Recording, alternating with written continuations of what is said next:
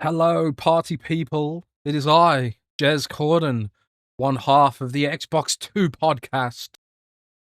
Here on a Friday. It's 9 p.m. and we don't have Rand because unfortunately Rand is still dealing with real life stuff. If you know, you know. But Rand couldn't make it today. He's got family over and the rest of it. So I thought we'll do a little solo show, hang out because I like this is like part of my Friday ritual now. Finish work on a Friday and I podcast. That's how it goes. And I want a podcast. So here we are. We're solo podcasting at the moment. So I hope you're all doing well. I see you guys in the chat. Solithida, and we got Roy Meisenbach, Imper, proper hater, and we've got all the rest of it. So this is the Xbox One podcast today. Yes, I suppose technically it is the Xbox One podcast today. It is indeed the Xbox One podcast today.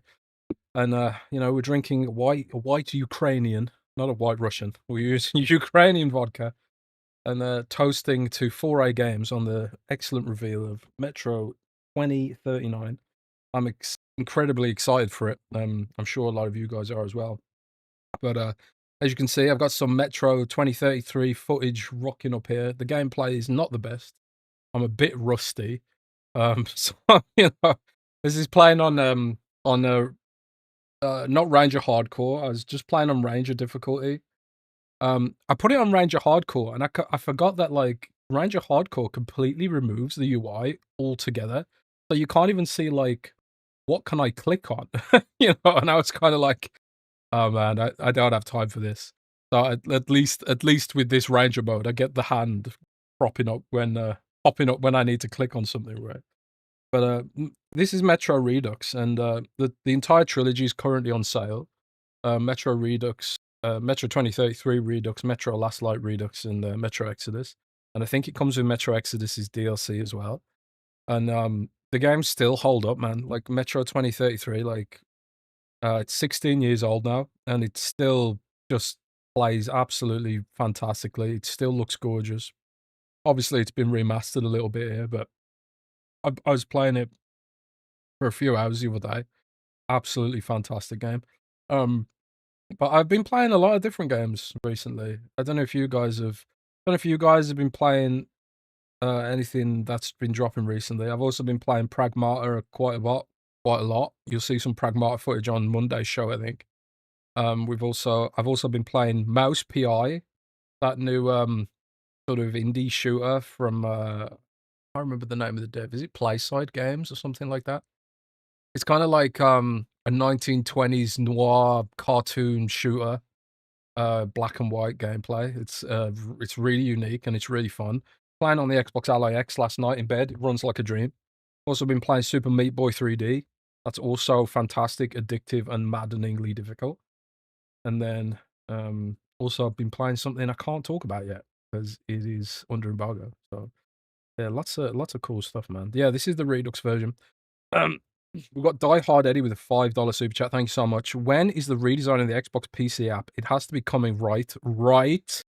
Yeah, the Xbox PC app is sort of like an ongoing kind of thing, isn't it? I was actually thinking last night because, like I say, I was playing Mouse PI last night on the Xbox Ally, and I hadn't turned on my Xbox Ally for about a month because I've been playing World of Warcraft so hard. So when you turn on the Xbox Ally for the first time in a few months, you've got like a mountain of updates, Windows updates, all the app updates and all that kind of stuff, which is, it's part of PC gaming, but it's also irritating because it's like, is this what the next Xbox is going to be like? Do I have to like do Windows updates and shit on it? That kind of stuff. Like, how are they gonna navigate some of these, weird PC idiosyncrasies that emerge when you're playing PC gaming? But one of the things that always sticks out to me is like how slow the Xbox PC app is on the Xbox Ally on the initial boot. Like after a while, after a few minutes, it gets going. But it has to download it feels like it has to download so much stuff from the web that it's just so slow. Like the controls are so unresponsive, and then like if you press in like left just to navigate around the app, like it'll rubber band all your inputs, and then suddenly the cursor will fly all over the place. It's really irritating how slow it is. Like I bitch at them all the time about it.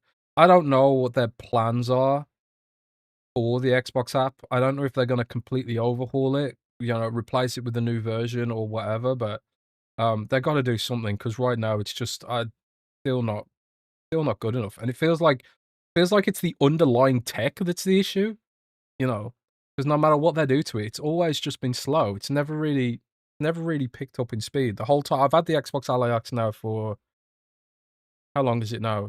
It's been about 6 months at this point, maybe longer, 7 months, and it's all the Xbox PC app has never really improved speed-wise, at least on the initial boot.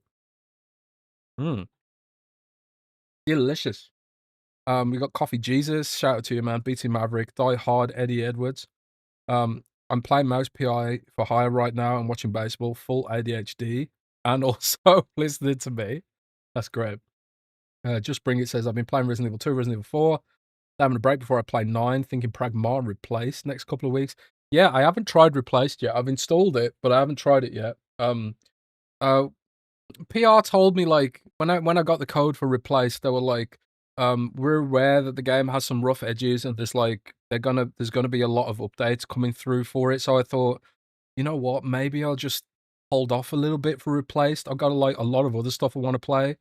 So maybe like I'll wait for a couple of polish patches before I jump into replaced. But there's just so much good stuff to play right now. I haven't even touched Crimson Desert yet.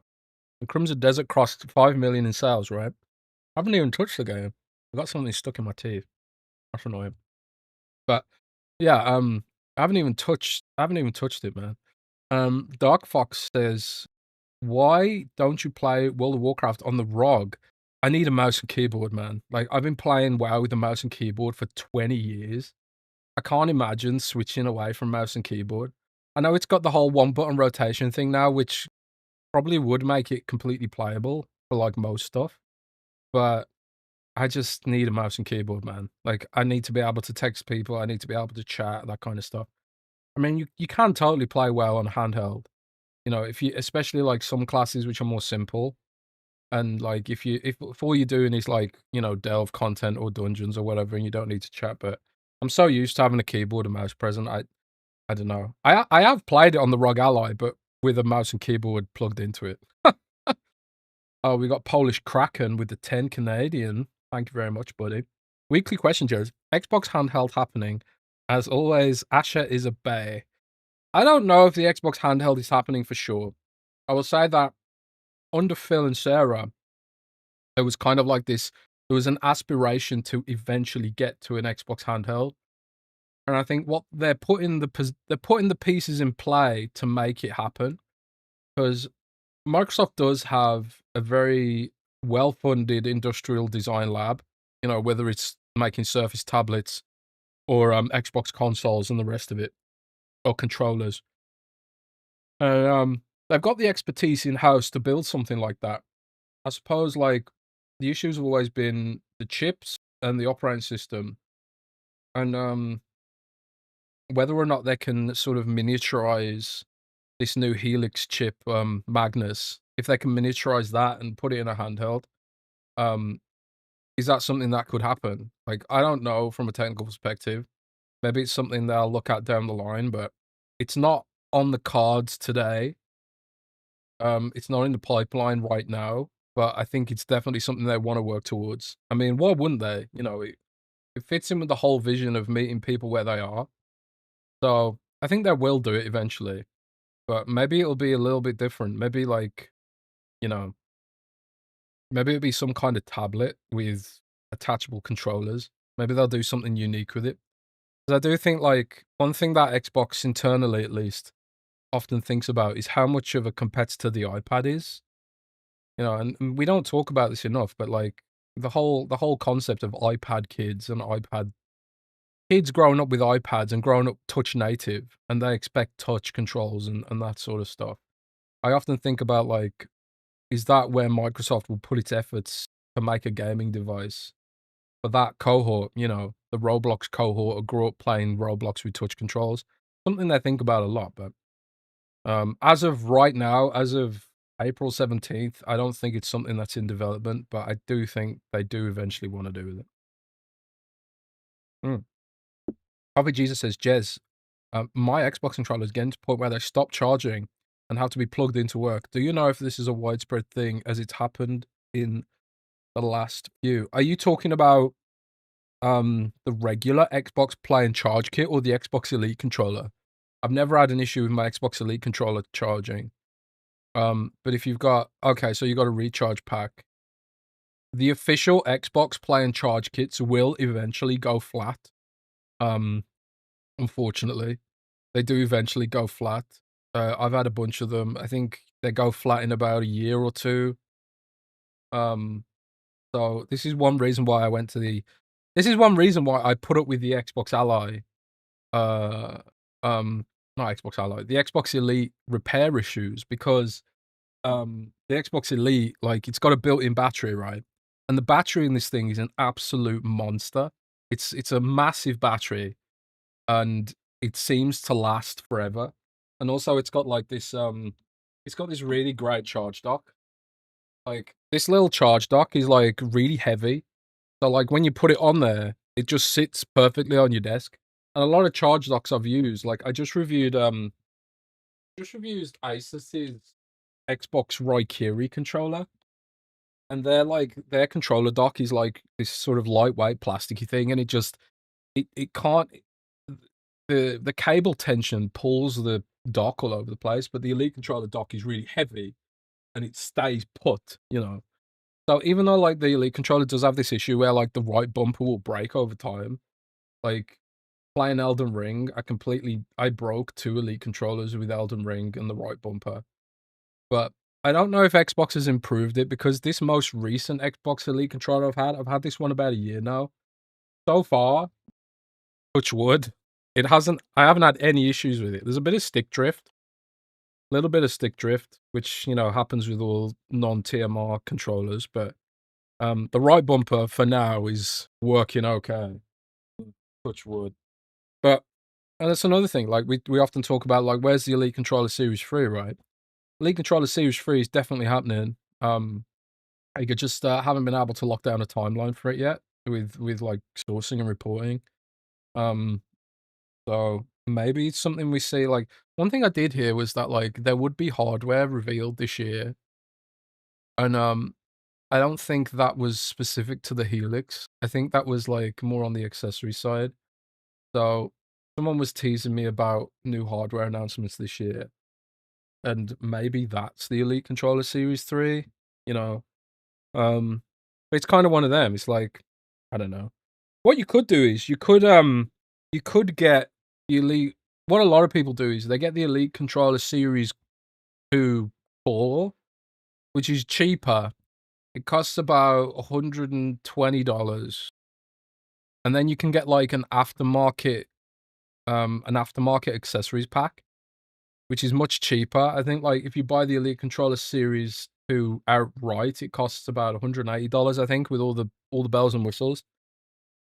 But yeah, I don't know. If you just get the core model, which doesn't have all the extras, and then buy an aftermarket accessories pack, or just use a regular USB-C to charge it, then it's fine, man. Hmm. Thunderdome Gaming Society says, which Metro game are you playing? This is Metro 2033 Redux.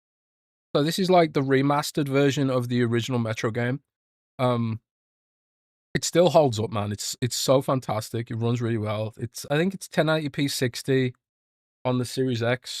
There's no like performance mode or options you can tweak. But if you play it on PC, sadly it's not playing anywhere either. But if you get the PC version, like it's got ray tracing and volumetric shadow, volumetric smoke and fog and all this stuff. It looks absolutely amazing. Like they actually talked about in the video, the 2039 video, how they'd invested so much in the 4A engine. And I remember when Metro first came out back in the day, it was like one of these early pioneers of like ray tracing and stuff on PC. Like it had a lot of these like these visual techniques that weren't really widespread at the time. But now it's like all the stuff they do now in Metro is like pretty standard.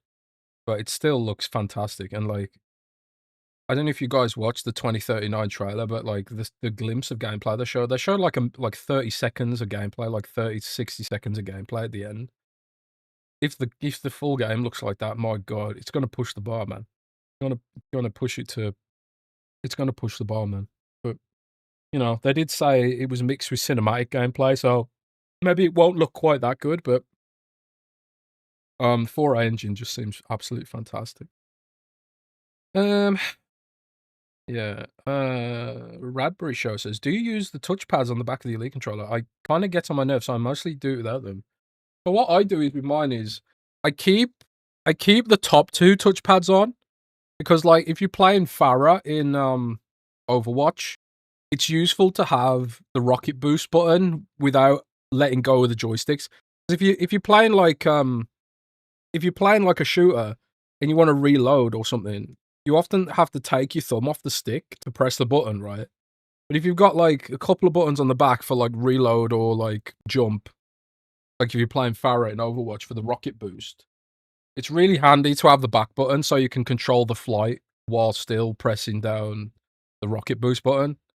So that's why I keep a couple of them on, but I agree with you that they do kind of feel like they get in the way a little bit. Why I just keep a couple on. But that's why back buttons have gotten popular, so you can access the ABXY buttons without taking your thumbs off the joystick. Mm. Gives you a slight edge, right? Gives you a slight edge. Um, what else we got here? We've got the Winter Soldier. I'm surprised there's no Series X Metro Redux 4K update. Yeah, it'd be really cool if they could do a new bundle of Metro Redux and add Xbox Play Anywhere. Because I was thinking like, man, I'd love to play this on my Xbox Ally. Because I was playing on a PC and then, you know, I was playing on my Xbox, sorry, and then I was hopping off my Xbox to go to bed. I was like, man, it'd be great if I could like pick this up on my Ally for a bit, but you know, um, we'll see what happens. You know, it might be something they work on down the line. Hmm. They are owned by PlayOn. PlayOn used to be Deep Silver. He's part of Embracer Group. Deep Silver and PlayOn do like their remasters and re-releases, so maybe it's something we get. Like, I'll buy it again, man. Release a 4K, release a 4K version for the Series X. With Play Anywhere, I would definitely buy it again. But 4A Games is like such a pro consumer studio. I imagine they'd release that shit for free, probably, if you already own it, of course. Like the whole trilogy right now on Steam and PlayStation, Xbox, it's like $5 for all 3 games. That's a crazy deal, man. Like, definitely go and grab those if you haven't. If you haven't played Metro before, definitely go and grab that bundle. It's probably the best deal in gaming right this minute.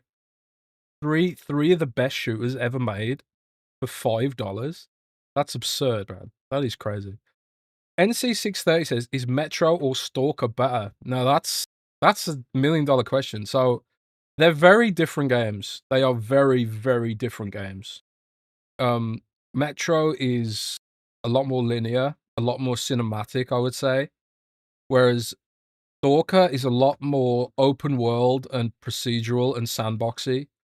So, like, Stalker, you can kind of think almost of like you can think of Stalker almost in the same vein as maybe a Skyrim, sort of, where it's like got tactical shooting gameplay, hardcore, you know, exploration in a big open map, and there's no fast travel either.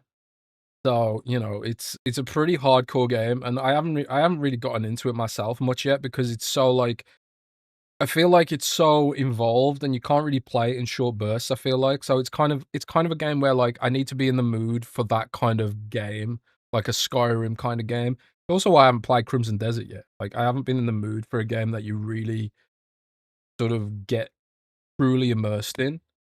But Metro's it's not totally linear. It kind of reminds me of you played Wolfenstein The New Order, for example. It's kind of like wide linear. So it's linear, but there's like lots of paths, there's lots of nooks you can explore, there's lots of secrets. I found a bunch of secrets playing like this footage that you're watching now that I recorded yesterday. I found a bunch of secrets that I'd never found before yesterday. I was like, "Oh shit, I had no idea you could go there." And there's like door switches and safes you can find and unlock, and I was just like, maybe they added it for the Redux version, or maybe I just didn't find it before. But um, Yeah, Metro 2033 is very different game. So it kind of depends what you feel like. If you want like a survival horror linear kind of experience, very cinematic with a good story, great characters, you know, Metro 2033, Last Light, and Exodus are definitely on the ticket. But if you want something like more open ended, a lot more open ended, like more open world, more exploration based, more um I would say honestly say hardcore, like Stalker is really special too. I put a few hours into Stalker, but I just haven't been in the mood to get that deep into that kind of sandbox game lately.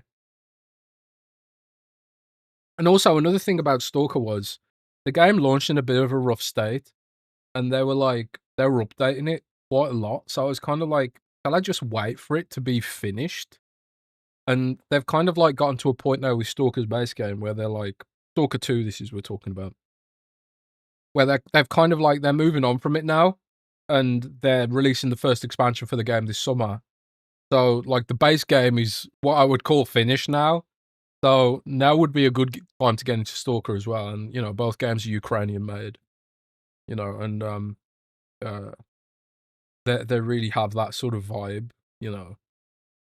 A sort of bleak vibe that you could probably only really get from real world experiences that they've had. Like, it's kind of sobering and awful, you know? They said in the trailer, like, "We don't wanna turn the post-apocalypse into a theme park."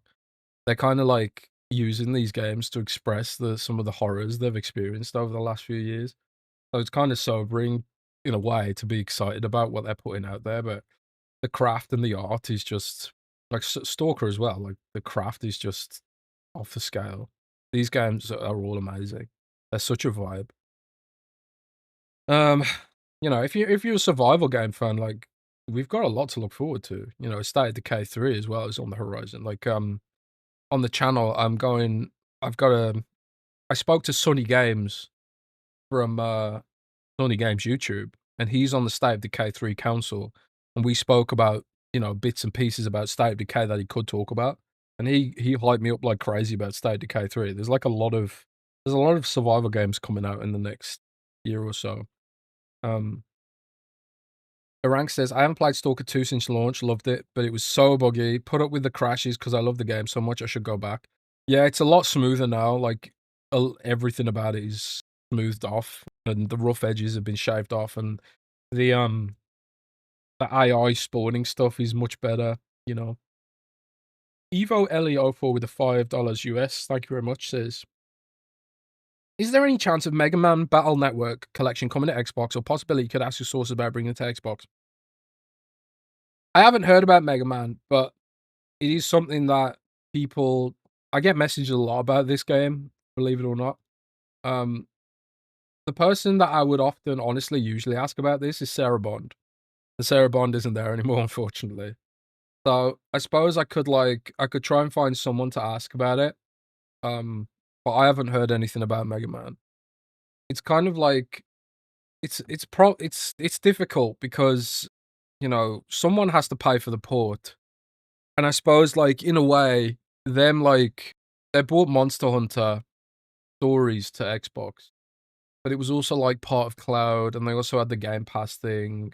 They also had, like, a bit of co-marketing for the sequel, and also they had a sequel, so there was, like, a lot of good financial reasons to do Monster Hunter stories on Xbox, but, like, Mega Man is a bit more of a stretch, I think, but something I'll try and find out. I'll run it up the chain and see what we can find out. But I do know that, like, Monster Hunter Stories already was quite difficult to get to justify financially for everyone involved. So maybe Xbox drops a Game Pass bag on it and we get it that way. I don't know. Hmm. Uh, uh, um, so what have we got here? We've got Mega Chris. Hello, Jez. Nice 2033 Redux. I like the OG 360 version of 2033. More scary and the music is epic. 2039, let's go. Love the Metro series. Yeah, I did play Metro on the Xbox 360 originally, but I can like barely remember it, man. It's like 16 years ago. I had no idea the game was that old. 16 years that game came out. Absolutely crazy. But The games are just fantastic. Definitely play them if you haven't. Nuno says, any news on Where Winds Meet coming to Xbox? Where Winds Meet? Where Winds Meet? Is that one of the gacha games? Where Winds Meet? Where Winds Meet? The one of those gacha games was just announced for Xbox, right? This is a gacha game, right? I'm not going crazy. I don't recognize this game. Is this an MMO? Well, I haven't. Well, you know, put it short. I haven't heard that. I haven't heard that Where Winds Meet's coming to Xbox. But you know, if a lot of the other kind of a lot of the games that have been skipping Xbox, like I can't remember the name of it now. Is it Wuthering Waves? Like that eventually came to Xbox, so maybe it will eventually. Dark Fox says it's not exactly a gacha game. Yeah, fair enough. But no, I haven't heard that it's going to come to Xbox, but it's on pretty much every other platform, so I don't see why it wouldn't. Unless it has some kind of exclusivity deal. But like, it's literally on the Epic Game Store. Like, there are way more players on Xbox than there is on the Epic Game Store. So if you bring it to the Epic Game Store, there's literally no reason to not bring it to Xbox. I mean, come on. So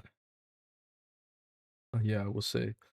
But anyways, there's been a bunch of gaming news in hitting the airwaves this week. I don't want to go through too much of it because me and Rand will go over it again on Monday in more detail, and we'll get Rand's take on it. But obviously we got the Xbox First Look show. I want to ask you guys, like, how did you feel about Xbox's First Look format? How did you feel about it? You know, like because I teased it on Gazzy's show. I think I'd heard that Xbox had this new show coming up called Xbox First Look. But I didn't know anything about it beyond the name. I didn't know Metro was going to be in it. I had assumed that it was going to be something akin to a developer direct kind of thing, but for third party, maybe. It's kind of like how I imagine it in my brain. Like maybe like we get 3 or 4 games and maybe it's 30 minutes long, that kind of thing. But then it comes out and you know what it reminded me a lot of? It reminded me a lot of IGN First. So like Tina Amini obviously came from IGN, right? And I would presume that she had some hand in developing the IGN First format. So it does feel like IGN First informed what Xbox First Look is. It's probably like their format developing in a universe where there's probably not a lot of time left for game journalism, right? So it's like, oh well, if the game's media explodes, then we'll just do our own IGN First, right? Rather than pay out for other people to do it, or rather than outsource it. So, yeah, I thought it was a you know a nice little format. You know, I suppose yeah, it was more like a teaser kind of show. We didn't get a ton of gameplay from it, but it does sound like that new Yakuza studio game. What's it called now? Something Heaven. What's it called now? I can't remember what it's called off the top of my head. Stranger Than Heaven, that's right. So it does sound like that the new Ryu Gag Gotoku. I probably pronounced that wrong.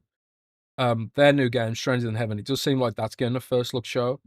I suppose like one of the things you could like one of the benefits of this is there's probably like a publishing kind of benefit from this. Like as part of like the marketing deal, for example, for Metro or Stranger Than Heaven or whatever else, Microsoft can be like, we will market the game, we'll produce the video content for the game, we'll take a lot of the marketing budget on our own shoulders in exchange for the ability to, you know, market it as an Xbox game, you know.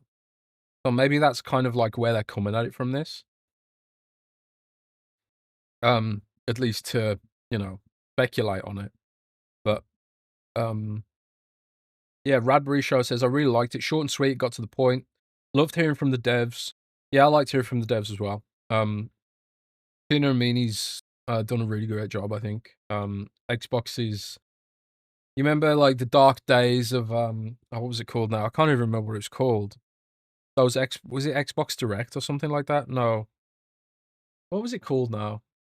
I can't remember what it was called, but there was like there was a time where they did like a monthly show and it was like just people talking, like interviews and stuff, and it was just I don't know, it just felt like really fake kind of. Um but these new vignettes have been I thought really, really good. Inside Xbox, yeah. Like Inside Xbox, like I don't know, they weren't particularly fantastic, I think. But I think these new formats are like they kind of fit with the times. Like people just want to they just want people to get to the point, right?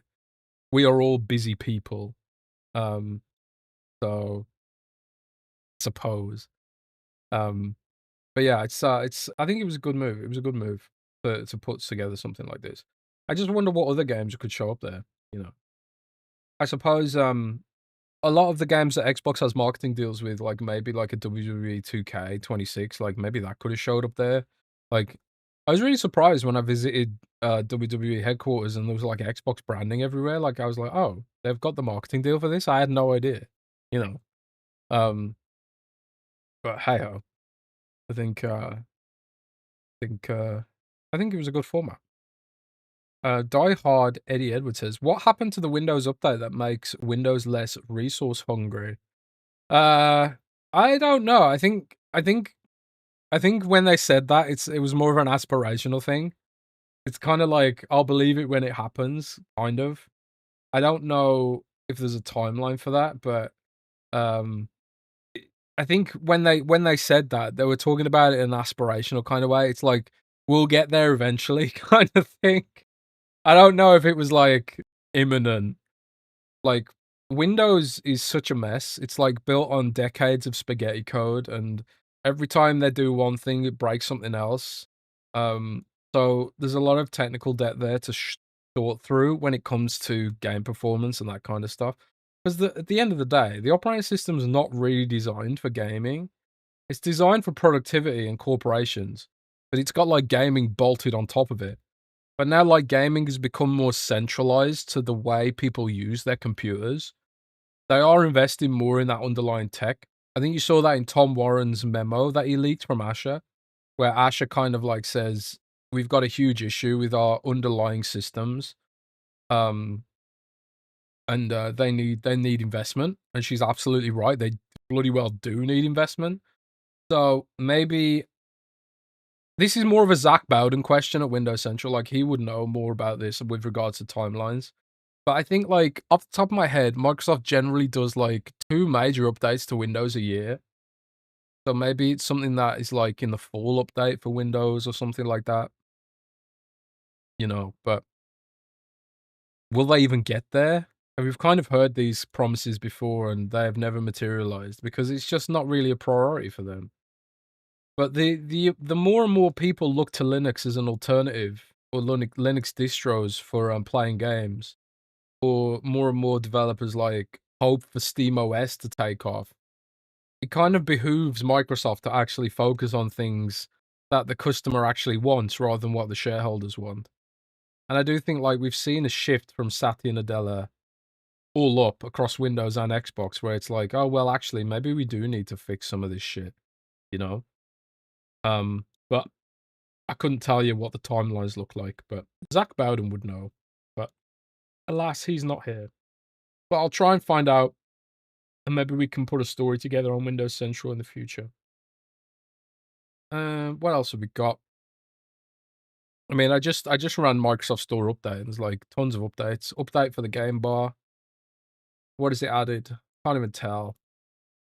One thing that really bugs me about app updates, and I don't know if you guys feel the same way, where's the fucking patch notes? Like, you're gonna give me a 150 megabyte update and not tell me what's in there? It's so annoying. I wanna know what you've added. And then you get this huge update, and there's just, like, there's no information about what they've added, if anything. It's really annoying, but oh, slight rant there. Yeah, so let's see what some of you guys have said about that. View count as of last night was pretty good. 240,000. Is that for the Xbox First Look? That's pretty good. I got. Oh yeah, Matt Booty had an interview as well with the Xbox podcast, right? I actually didn't see that yet. I don't think he said anything particularly groundbreaking though. I think he said like the studios are collaborating a lot, like Blizzard is contributing to cinematics and that kind of thing. But yeah, I don't know. Mega Chris says, Jez, charge your light in the game. Yeah, there is some light charging, don't worry. But I think in this particular section in the game, I think you can't actually do anything except aim your gun, if I remember correctly. A proper high size, 150 megabytes, huge update to you. I mean, it's a big update for an app, not a game. I was just talking about apps, like the Xbox app, for example. The Xbox app gets weekly updates, and it feels like they don't change anything or nothing major. It's like, what? Well, what was in the update? You ship this update, and there's like nothing in there. I don't know, but I don't know. Rank says, any chance Game Pass Ultimate comes back to Microsoft Rewards? I just tweeted out, what reward would you bring back? Why ask that when the answer is obvious? I suppose, like, why ask that when the answer is obvious is so, like, they can say, we heard your feedback and we're bringing it back, maybe. But Microsoft Rewards has been on a downward trajectory for quite a while, hasn't it?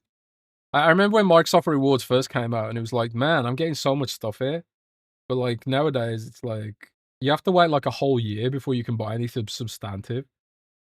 I've got Microsoft Rewards and I use Bing, I use Edge. So, like, this is, like, I'm the kind of person that should be getting, a lot of rewards out of this shit, but I don't have that much stuff on mine right now. I got 67,000 points. And what can I redeem on Microsoft Rewards? We can redeem a lot of sweepstakes, another sweepstake, Microsoft gift card, or a Guthabenkarte in German. 25. Oh, that's not bad actually. 25 euro gift card is 25,000 points, which takes about 6 months to build up. That's not bad. That's not bad, but it does feel like be a lot better. Like the Overwatch coins thing, you get 500 Overwatch coins for 5,000 points. And it says here out of stock. So you can't get Overwatch coins right now for some reason. Have they just fully deleted that or something? I don't know. But yeah, it doesn't seem like you can redeem Game Pass on here. I mean, you can redeem Game Pass, I suppose, by redeeming the gift card and then redeeming Game Pass. But Game Pass is not on there as redeemable anymore. I didn't even know they removed that. That's crazy. Like, I suppose one of the things we'll be talking about on Monday's show is, the viability of Game Pass as a business model. It's there's a lot of smoke with regards to my rumors that they might be removing Call of Duty from Game Pass, lowering the price. This whole sort of, I suppose, virtuous cycle with Game Pass, which seems to have been broken by Call of Duty. Like, they used to say Xbox Game Pass is profitable, Xbox Game Pass helps discovery of games, it helps fund indie games and that kind of stuff. And then they put Call of Duty in there. They increased the price by 50%, which is, an unprecedented kind of move. Like, I can't think of any subscription services in history that have gone up by 50% in one fell swoop.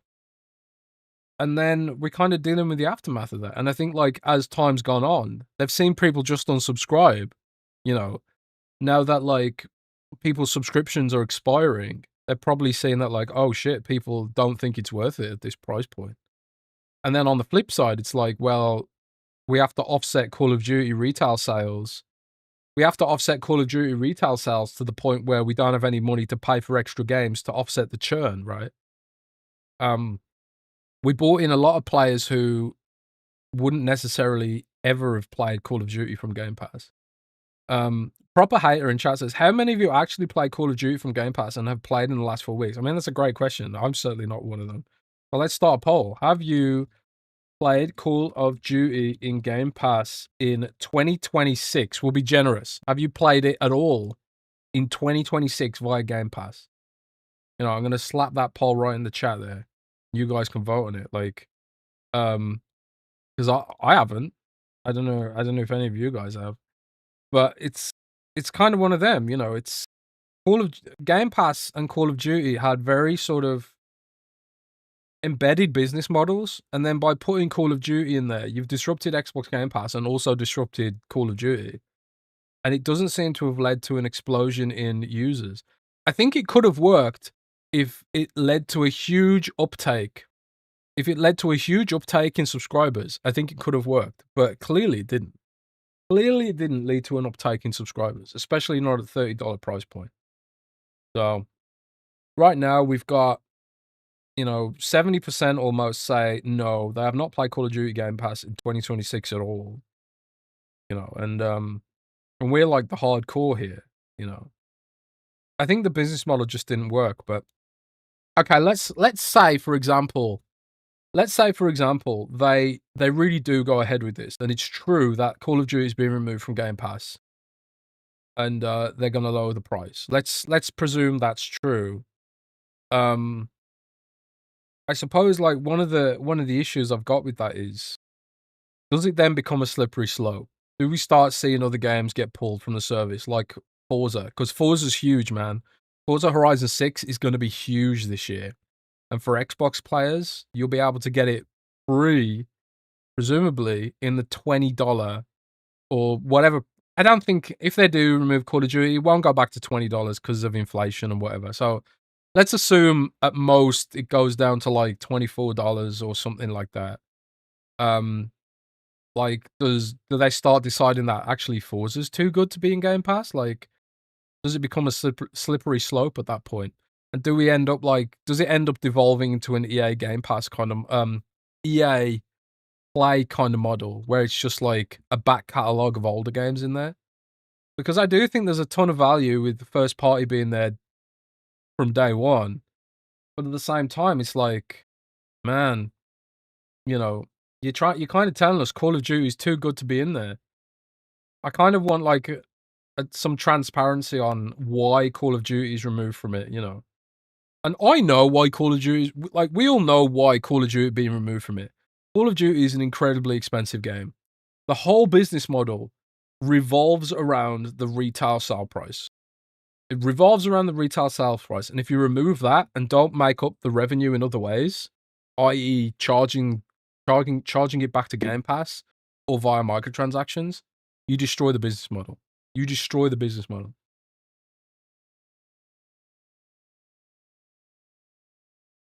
So, whereas like Forza has like always been a driver of Game Pass, so it's kind of like built into its business model to some degree at least. I don't know. I suppose we will see. But I don't know.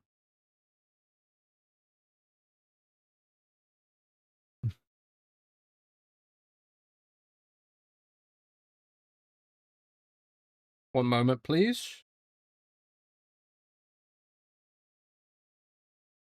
Just typing something to a colleague.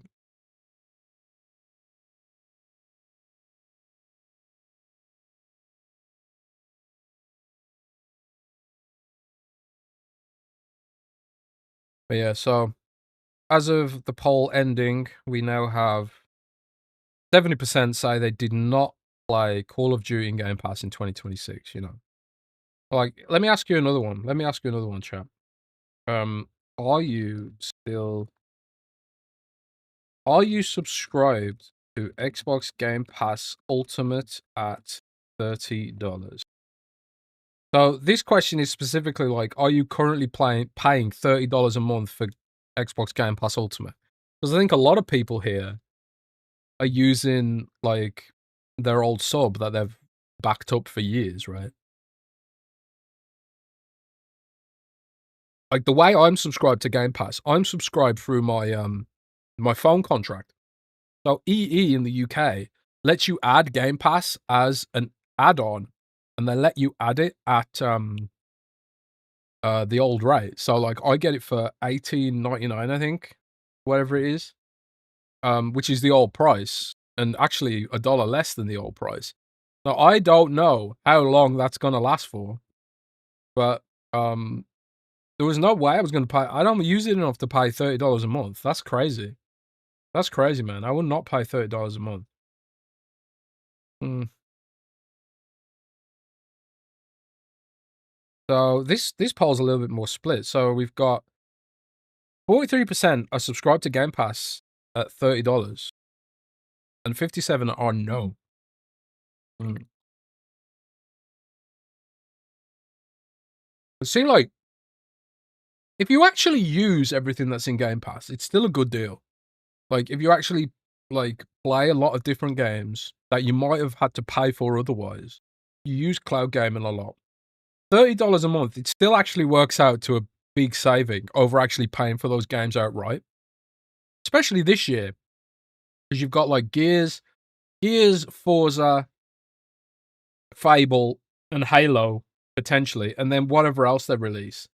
So already there, you've got, like, however, like, I'm not even gonna bother doing some math, but it's like, that's a lot of money. So, like, already there, you've got 4 months worth of games paid off for. So, in theory, it's already kind of like it's already kind of like, valuable, but only if you use everything. Only if you use everything. So, are you subscribed to Game Pass at $30? 57% say no, 43% say yes. Like, one thing I would really, really love to see them add, guys, is a family plan. I always constantly hear about, "Where's the family plan? Where's the family plan? Where's the family plan?" We never hear about the family plan. It just seems to have disappeared, you know? We've got Baldy McNosehead 2238 with the $5 Canadian. Thank you so much for that, dude. I've just beaten Pragmata, and so far it's my game of the year. Dude, like, I won't spoil Pragmata for those who haven't played yet, but, like, I'm on, like, the second level, and the second level just absolutely blew my mind. I was like, "What is this shit?" Like, there's one of the themes about the game is, it's, it's about 3D printers gone rogue, kind of. Like, I've never seen it conceptually, but there's all these, like, weird 3D printing things, like, the printing things with nano machines or whatever, and the AI is, like, created all these weird fucking stuff with 3D printers.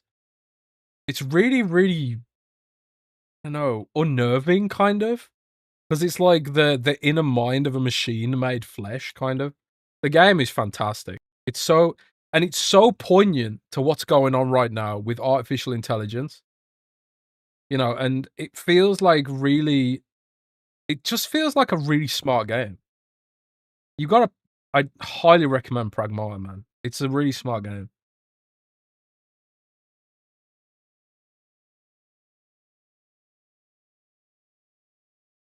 Yeah, I don't know. I don't know, man. What have we got here? VChair says, "Love me a handsome jazz stream." I appreciate that, dude. Thank you very much. It's really funny. I was on Gaz's show the other day, and people in the chat was like, "Oh my god, Jez looks awful," and I was really, really tired on Gaz's stream.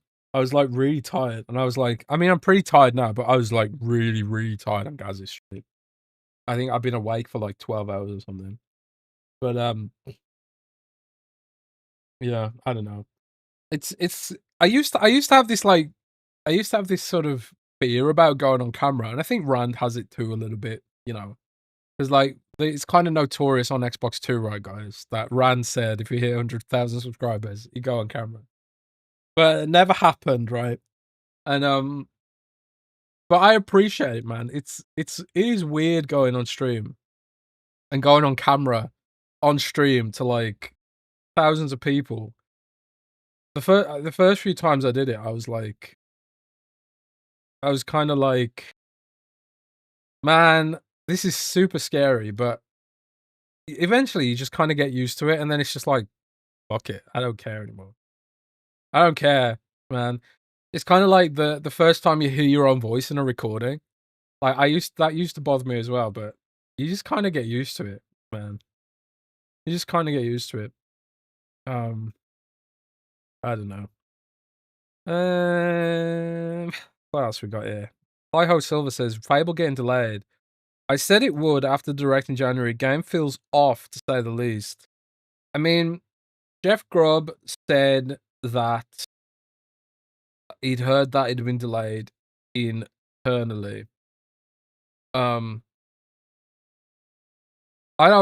never heard that myself personally. I did ask around about it, and they were kind of like a little bit coy, and they were like, it's still coming 2026.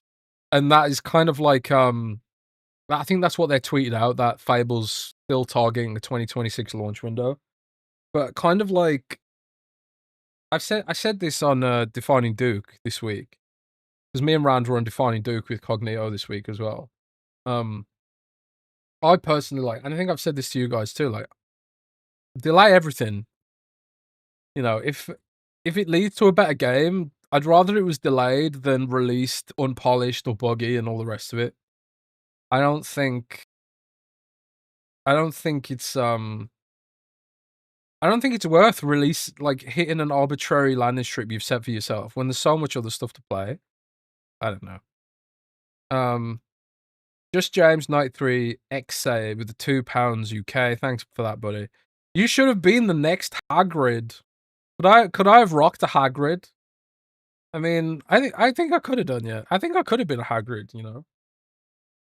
I think I could have been a Hagrid. You're a wizard now, Harry.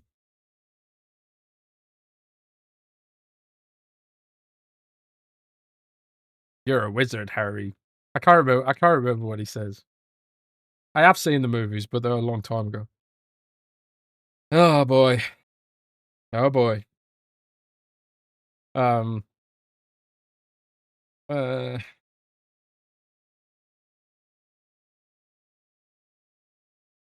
Proper hater being a proper hater right now.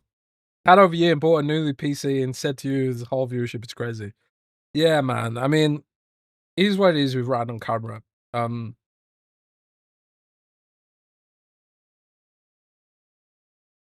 Rand was like, he was doing this, he was on this weight loss journey.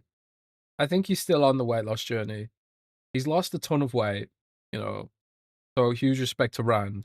But as you know, Rand had a lot of stuff going on in his, personal life with his family and stuff, which is evidently why we're not even doing it today, doing the show today. So, shit happens, right? But we'll see what happens in the future. Maybe one day we can get Rand on camera. But I don't think you can force these things. Like, at the end of the day, with content creation, you have to feel good doing it. If you don't feel good doing it, then you shouldn't do it. You know, and Rand doesn't feel good being on camera right now, and that's just a simple long and short of it, right? I don't know. I went on camera though, so enjoy my beautiful bearded visage. It's a consolation, right? Oh man, do you prefer me with or without glasses? Like these are my glasses. Right, prefer me with or without glasses? I can't see shit without them. Like I can see my computer, but that's as far as I can see. Like about like arm's length. About arm's length is about as far as I can see. You know, so like anything further than arm's length, I can't see shit. Blind as a bat. Blind as a bat. You know, so I can't see shit beyond arm's length. But you know, I don't like wearing them because they're uncomfortable. I hate wearing glasses. Bloody well item. Bloody well item. 2-player 8654 says, Jeff Grubb put more context to the Fable news. He said he took it more as the marketing side of things and not the game development. They don't want the hype cycle being drowned out by GTA. That's interesting. I mean, it's kind of weird for me because GTA is a big deal, sure, but there's one aspect of this that we're kind of forgetting, and there's the fact that GTA is not coming to PC. So Fable would have the floor on Steam for anyone who's not buying a console for GTA, and there's plenty of people who ain't got a console potentially who might consider buying Fable instead.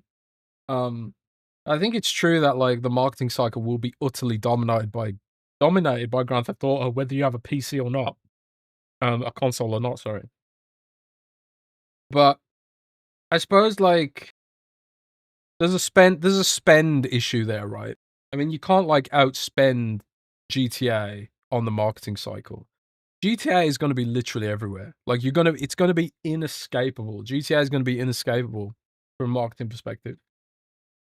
So if you're like spending a ton of money to market your game and it's just getting drowned out by GTA, you're kind of wasting money, I suppose.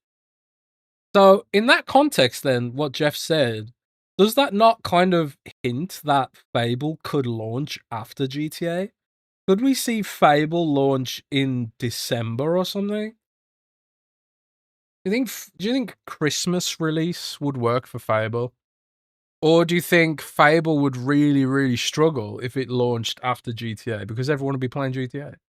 Could Fable launch before GTA? It's probably the play, right? But at the same time, it's kind of like you got to launch it at some point, man. You can't just like sit on it forever.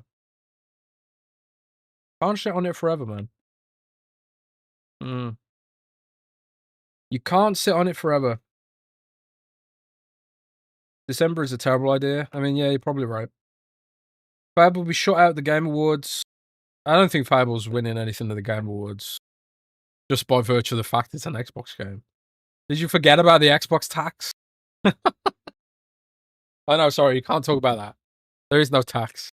The conspiracy. The conspiracy. They reiterate autumn. December does not fall in the autumn, I suppose. December is definitively winter, I think. If I remember correctly. Andy? Andy. Oh, Andy's got a headphones on. Alexa, when is December? Alexa, when is autumn?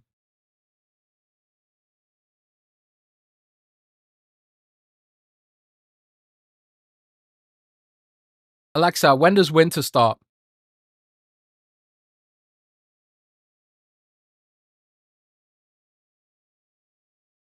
Okay, so Alexa says winter begins on December 21st. I didn't know that. Did you guys know that? I didn't fucking know that. So I suppose it could launch in December, like in early December, and it'd still be autumn. I didn't know that. Did you guys know that? I didn't fucking know that. Not appeal Jack. Not appeals Jack's trolling me. Oh, did I just set off everyone's Alexas? Oh, I'm really sorry. I'm really sorry. Oh, that's funny, man. I didn't mean to do that. I apologize. I'm sorry. I'm sorry, gang. Yeah, I don't know seasons. I don't know seasons, man. Look, I didn't go to school, right? I didn't do much schooling. I went to school as much as little as I possibly could. But not appeal Jack. My apartment just went nuts. Oh, that's funny. You know you can change the Amazon Echo's voice command to be something else. You can actually change her name. Erank says autumn is September, November to me. I don't care what propaganda Alexa's spouting. I mean, yeah. Alexa, turn on the lights.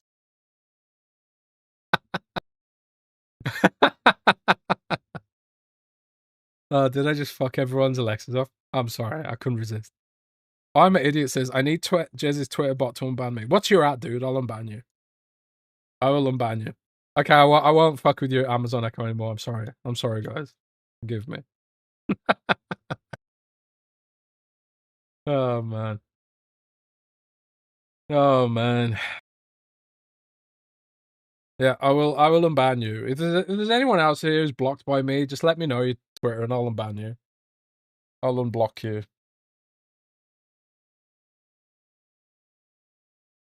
I just get block happy sometimes.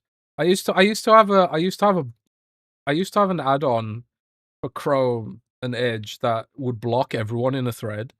And sometimes I just slammed that button down. Blocked everyone. Proper Hate says, Jazz, have you heard anything about Gears being a timed exclusive? No. I mean, it's kind of interesting because I think Tim Dog, our old pal Tim Dog, did say that he'd heard Gears was timed exclusive to some degree on Xbox. And I did say that Xbox is discussing exclusivity and the virtues therein a lot right now. And it's true, they are. But I think they always are right now. It's not exactly it's not exactly a shocker that they would be discussing debate and exclusivity, because like internally a lot of people don't even agree with the strategy. Like it's not just the fans, like a lot of Xbox employees think it's a bad idea, you know? Especially I suppose on the platform team, because they lose a selling point. You know, like seriously, like how can you possibly like recommend an Xbox right now? Because it's kind of like PlayStation gets everything, but Xbox doesn't get everything. So why would you recommend an Xbox? And it's like, well, you can say, well, play anywhere, but like, what if I don't have a PC? You know, if I'm buying a console, I probably don't have a PC. You know, it's a hard sell.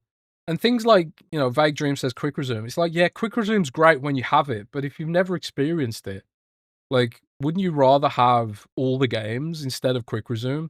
I think most people probably would. So personally, I've always said this, that some games should be exclusive, you know, because they're what sells they're what sell your ecosystem. They're the marketing spend for your platform, is the exclusive content.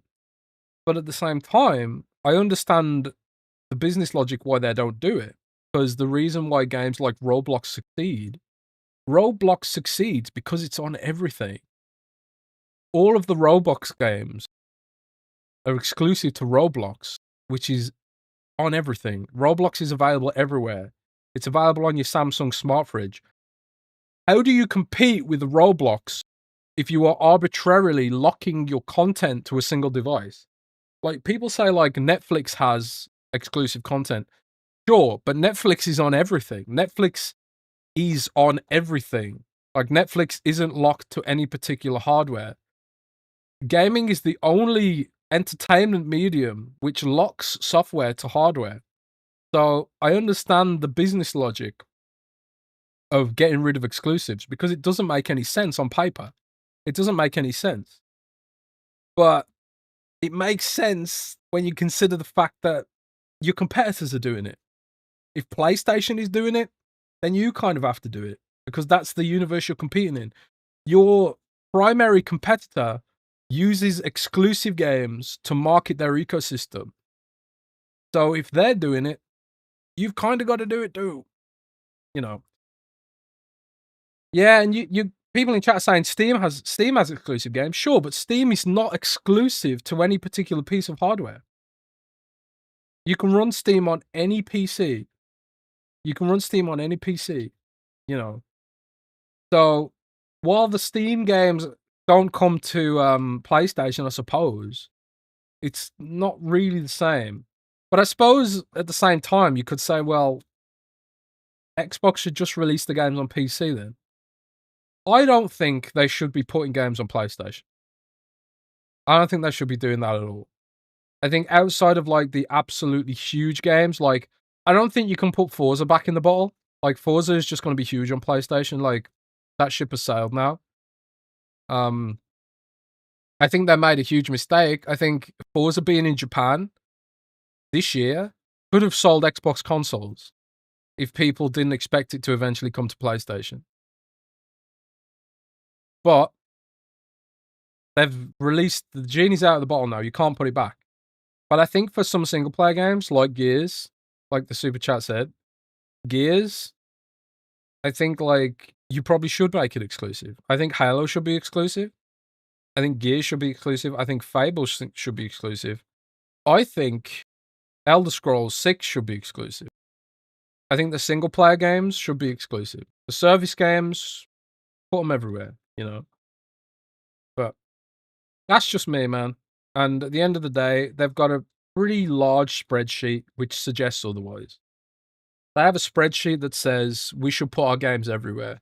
And until a spreadsheet comes along which says that um until a spreadsheet comes along which says that putting games on PlayStation was a bad idea, they'll probably keep doing it. But we'll see what Asher does, man. We'll see what Asher does. Um What's wrong, Jez? And you all literally won't admit it. Exclusives were not selling consoles. Go look at their 2023 hardware numbers. While you're ignoring the numbers, I mean, you're not wrong. And like I said, that's why they're doing it. You know, Phil said in the interview, um, I think he said something like Starfield could have been a 11 out of 10 and it wouldn't have sold consoles. But my argument would be, you didn't even give it a chance. You know, in 2023, they didn't have the kind of games that they have now. You know, like as of 2026, they are absolutely roaring ahead with games.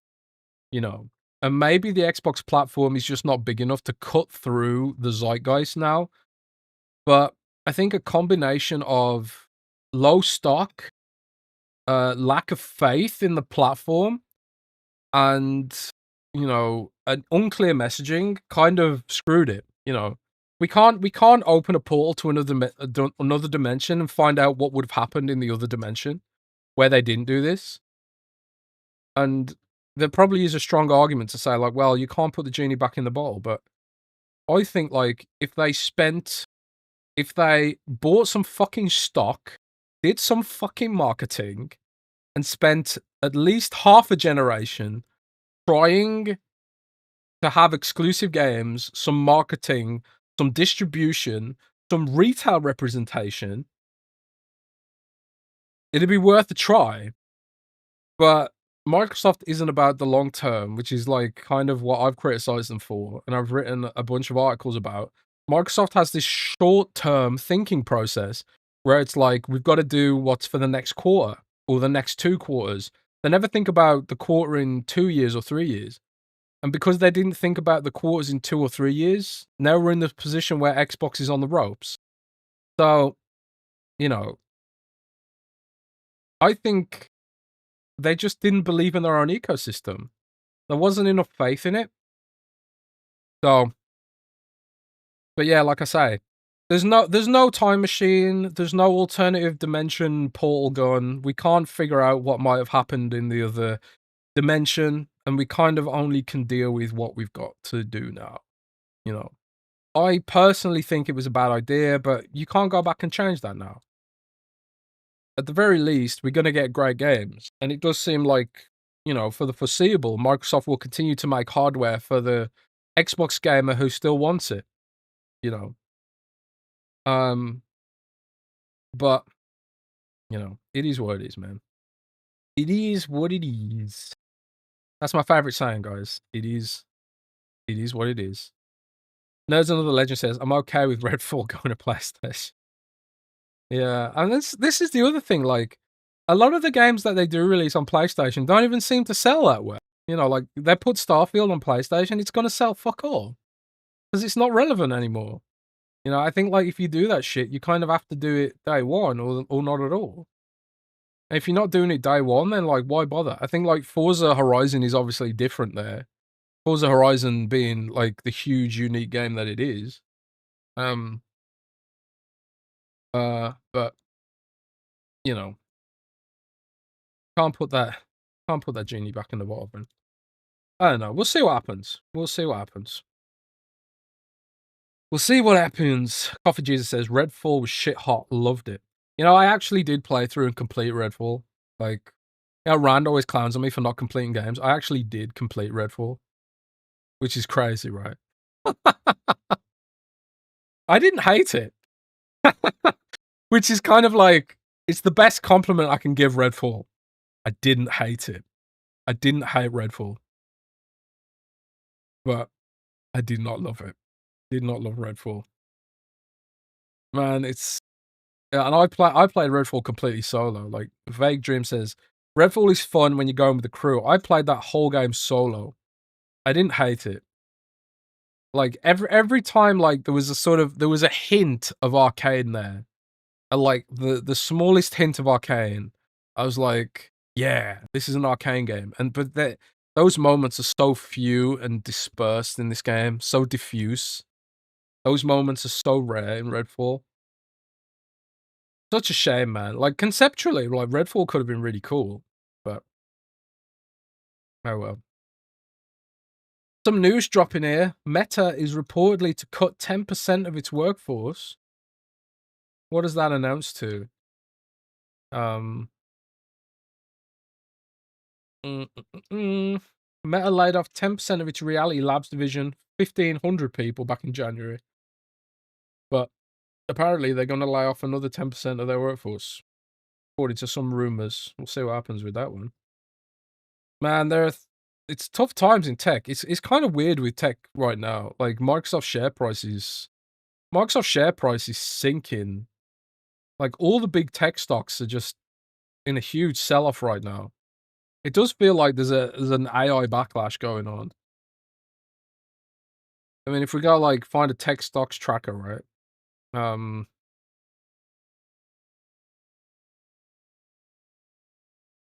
Figma and Adobe are down 10% today. We turned into a stock trading. So Microsoft's actually up today, 2 points, and they're up 13% for the week, but they're still up overall for the week. So Microsoft's up today, I suppose, because of the stuff going on in Iran. They're up, but I don't know. It's a weird time. Weird times in tech. The market is so volatile right now. I'm glad I don't invest, or I'd probably be really even more stressed out than I am. Bacon Life says, Jez, I've been using Plank charge kits for 10 years. I go to the Xbox One launch and 2 series, and they all still work. The X1 only lasts 4 hours, but whatever. I mean, yeah, they're not bad cells. Like the official Xbox Plan charge kits are probably the best you can get. Like a lot of the third party aftermarket ones just kind of suck. But you know, the Elite controller batteries are just second to none, man. Proper Hire says, Jez, Pete Hines talking all that shit on Xbox, yet he let Redfall launch under his watch, and he said he plays every game they released thoroughly before, so he would have known. Yeah, I don't know, like, some of the comments from Pete Hines, like, they resonated with me, but then I was also, like you said, I was sitting there thinking, like, Bethesda was also released a lot of stinkers as well, like, Fallout 76 was was a shocking mess at launch. And there was all that other stuff with the like collector's editions and stuff, like all the drama around that kind of thing, you know. And then you've got Wolfenstein Youngblood, which was just ass. That should never have released. And then Redfall as well. You can't blame Microsoft for Redfall. You know, you can't blame Microsoft for Fallout 76. But Hammer Tong says, wondering why I couldn't comment this whole time as I was a subscriber. I thought this was Rand's channel. Nah, we're rocking on my own channel today. So yeah, guys, if you're enjoying the show, like drop me a subscription. I would appreciate it. I'll probably do more of these, like you know, at times where Rand can't make it or I just feel like doing a stream. Like maybe I'll do a stream once a week, just hanging out and chatting and stuff. Um but yeah, man. Man, Intel stocks are rising at the moment too. Like what's going on with Intel? I thought Intel was cooked. Man, I do not get the stock market, man. I do not get the stock. I don't get it. I don't get it, man. I don't get the stock market. Is there anyone here who does a stock market and is really good at it? Because I don't get it. I look at the stock market and think, oh man, the stock's gonna go down, and the stock goes up, and I'm like, what? What's going on? I don't get it. It's crazy, you know. Uramala says, this is quite good, Jez. You do these shows more often. Thank you, man. I will definitely endeavor to do so. Beacher says, is video scrapable less scrapable than articles Patreon? I don't know. I haven't really thought about it in that context. Honestly, I'm just doing this for fun right now. I mean, The thing about like the thing about with the game journalism stuff, the main issue with what AI has done to journalism, it's killed guide traffic. So like Windows Central, we were a guide website first and foremost. 70% of our traffic was guides. So it was stuff like, you know, how to solve puzzles in Resident Evil. Like my Resident Evil 7 guides are some of my highest traffic articles ever. Like best builds for Elden Ring, that kind of stuff. We did a ton of traffic for Harry Potter puzzles, you know, puzzle solving and that kind of thing. But like ChatGPT stole all that content and gave it away for free, and they didn't pay us a penny for it. And now people just ask ChatGPT for that information, which, you know, is fine. You know, people gonna go to the best thing for them. Like that is what it is, right? My issue with it is that OpenAI stole that content from us and didn't pay us a penny for it, and there's nothing we can do about it because they've got high-powered lawyers and we don't have jack shit. But one thing that hasn't been wiped out, at least for Windows Central, I can't speak for other websites, is like our news traffic is the same, maybe even a little bit higher. So like news and opinion pieces are still fine.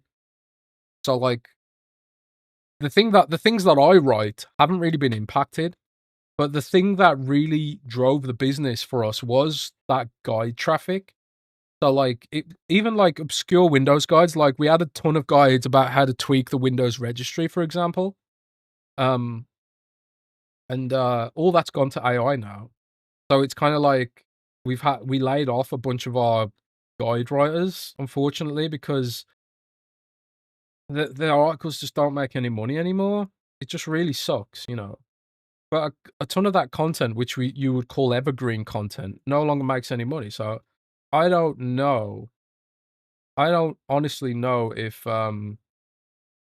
you know, we'll actually be able to have a business based on just news. I don't know if news alone is enough to drive the business. Maybe it is, maybe it isn't. But uh if it isn't, then it's fine. You know, I've had a really great time doing it, and I've achieved things that I never thought in a million years I'd be able to achieve. And you know, I used to work in an office, just, you know, doing a basic 9 to 5 kind of thing. So I like feel incredibly blessed that I was even able to get this far. It just really sucks that it had to be like Sam Altman, who like basically stole the entire industry, basically to line his own pockets. That's my issue with it, really. But you know, neither here nor there, man. Coffee Jesus says, I love the intimacy of those shows. Cheers for doing them. Thanks, man. Appreciate it. Jez can say what he wants now. No, Rand isn't holding him back. I always sour over, man. Apple is up. Pro Dad Skill says tech sucks right now. As at my company leadership witness in New York City, 40% of the convo is around AI in some capacity. Yeah, it's really annoying. Like even my company, like we're always talking about like AI tools and shit like that.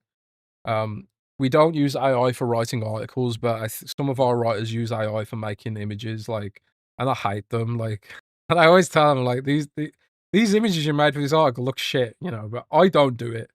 But sometimes editors put AI images on my articles, and I'm like, don't do this to my articles. I won't. I'll just change it back. I'd rather have a shit image in my article than an AI image. Um. Uh, uh, uh, uh, Dark Fox says, Jez, we released an article about the hearings about the Stop Killing Games initiative. I might do. I haven't kept up with it, honestly. It's something I'll look into. I did see that they were actually at the European Union. But I honestly don't know. I don't know what's going on with that. It's kind of interesting because I was actually talking about this the other day. Like I was talking about it with Cognito on Defining Duke about how you know, EA just killed Battlefield Hardline. I don't know if you guys saw that, but Battlefield Hardline's going offline, and Ubisoft killed the crew, which I think pretty much inspired this whole movement. And I was just thinking, like, it's kind of cool that Blizzard keeps even their oldest service games going. Like Warcraft 3 still works. Heroes of the Storm still works, and is even getting like little updates here and there, even though like not many people are still playing it. Like people clown on Blizzard, but they're not revoking access to their games like some of these other publishers do. you know, and Microsoft as well. Like, Microsoft, as far as I know, hasn't revoked access to any sort of major game. Like, they shut down, like, some of the Windows Phone games, like, that pretty much nobody was playing at all, but I don't know. But yeah, I don't know. Nerds and Other Letters says, Jez, what's your favorite AI? ChatGPT, Gemini, Claude? I don't use them, man. Honestly, I don't use them. I suppose, like, the one that I have used a little bit is Copilot. And I've used a bit of Claude, and what I used it for was converting spec sheets into HTML to insert it into our CMS. But like, even when I do that, like, it just makes shitloads of mistakes. So like, I just get frustrated with the mistakes that they make, and then end up just doing it by myself. It's quicker to do it by myself for what I do. But I do appreciate that AI has huge uses in some industries. It just doesn't have any use in mine, unfortunately. Um, I don't know. What do you guys use? A lot of people seem to think Gemini's the best. Like, Gemini's the one we have at work. Like, Future PLC uses Google Apps, and Google Apps comes with Google Apps comes with Google Apps comes with Gemini Pro. And one thing Gemini did that was a bit creepy. Like, I opened up I was going to reply to an email, and it generated an automatic reply to this email, but using my typing style, and it was something I would write.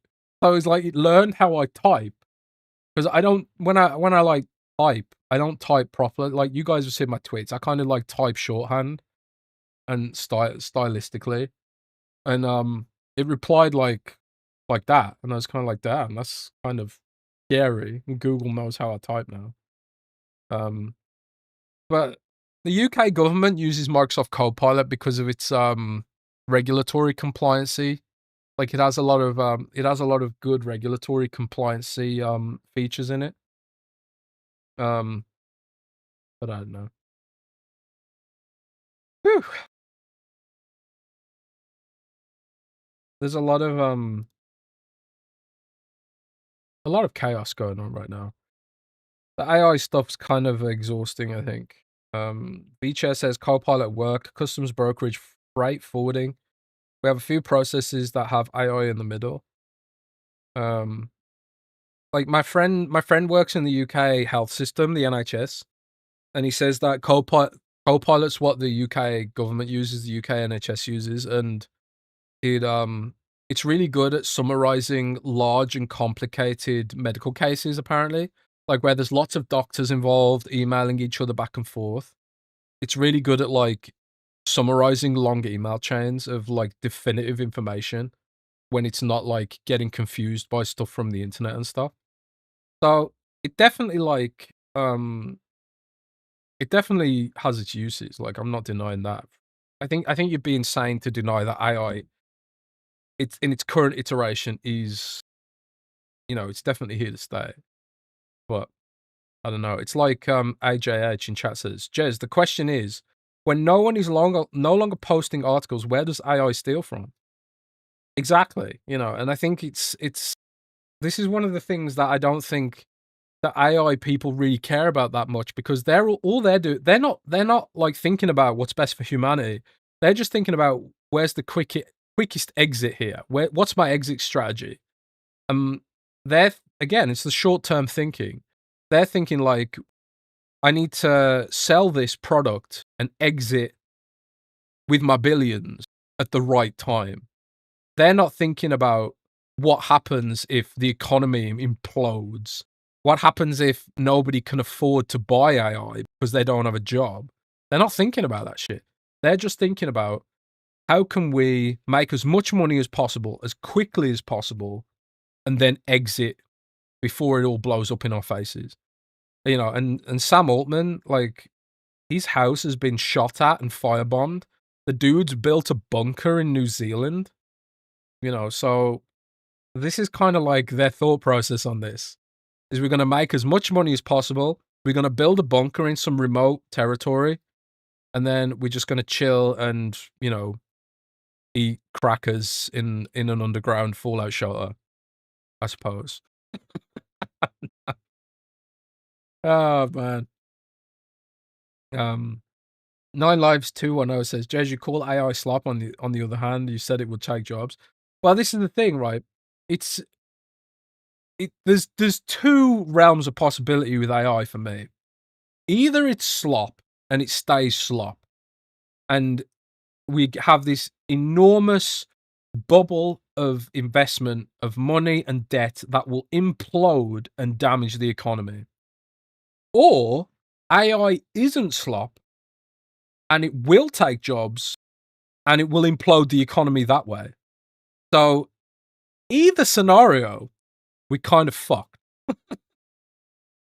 So, it's kind of one of them. It's like you damned if you do, you damned if you don't. There's so much debt involved with AI right now that even if it is slop and and governments and all these other companies sort of start to realize that actually it's making us less efficient and less productive, assuming that it is. There's a lot of evidence that suggests that it does make people dumber and it makes companies less efficient, you know.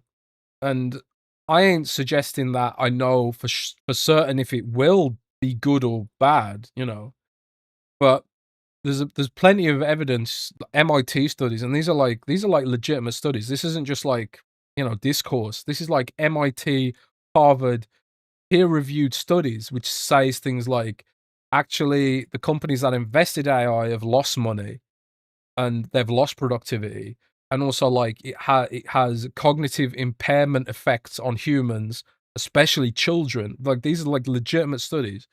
So that's one side of it. But if the AI does what it's supposed to do, which is be so good that it can take people's jobs away, then the economy blows up that way too. So it's kind of like you fucked at both ends. Not to be graphic about it, but that's kind of what it's like, right? You know, and that's the doomer position. There's probably a more the reality of it is probably it'll fall somewhere in the middle, kind of like the .com bubble bursting, where like it won't be it won't be as good as they say it is, but it won't be as bad as it won't take over the world, or like destroy all the jobs. Anything that requires some kind of human input, it'll probably fall somewhere in the middle, where like it'll be really good at sorting through lots of information quickly and summarizing things, and it'll have its uses, kind of what we're seeing today. Um, but also like at the same time, it's very overhyped and overinvested in to the point where if it doesn't deliver on the debt bubble that it's created, then it will hurt the economy in the short term. And companies and banks that are invested in this shit will lose a lot of money, and that'll pass down to consumers in the form of, lost jobs and foreclosures and the rest of it. So I do think that like the reality for AI is probably somewhere in the middle if you're being less dramatic about it. But, you know, it could also not be. It could also be insane. It could also give us Skynet, you know. I saw there were these reports recently about Claude Mythos. I don't know if you guys saw this, but there was like Claude has a model called Mythos, which it says is too dangerous to release to the public because it's got like it's super trained on like cybersecurity things, and it can find 0-day exploits really quickly and easily. It can hack any computer system on Earth and all this kind of stuff. So they're like, we're not releasing it to the public because it's too dangerous. But then if you actually look beyond the hype a little bit and look into it, it's kind of like, well, it did what they told it to do in the perfect conditions they set up for it to do something bad, kind of thing. They kind of like a lot of these like AI breaks out of containment stories. They're often like engineered in a way that designed to keep the hype cycle going. And it's like these scenarios where the AI breaks out of containment, they were asking it to do that. So yeah, of course it broke out of containment. It was supposed to do it because you asked it to do it and you put it in a scenario where it was supposed to break out of the containment. What the fuck do you expect? I don't know. But nobody knows what's going to happen. Like, what will the landscape look like in 10 years, 20 years? Like, I saw, like, these robotics factories, like, I think, there's a factory in China making humanoid robots now, 1 robot every 30 minutes. Like, what the fuck are these what are these robots gonna do, man? Are they gonna jerk me off? Like, what what are they gonna do? What can they actually do? I saw a do you guys see the video of, um have you guys seen um, the video of the robot in Poland chasing the wild boars? What the fuck? Imagine going back 20 years and showing people that video. Like, we live in crazy times, man, but it's like, it's scary, but it's also kind of fun. Kind of exciting, right? Kind of exciting. Pro Dad Skills says, full army done in a week, scary. I mean, on the one hand, yeah, but on the other hand, like you could kick these robots over. They're made of plastic and shit, you know. It's not like the Terminator. They're more like C3PO. I don't know. But in 20 years, maybe they will be the fucking Terminator. Like, I don't know. Crazy shit, man. It's crazy. Yeah.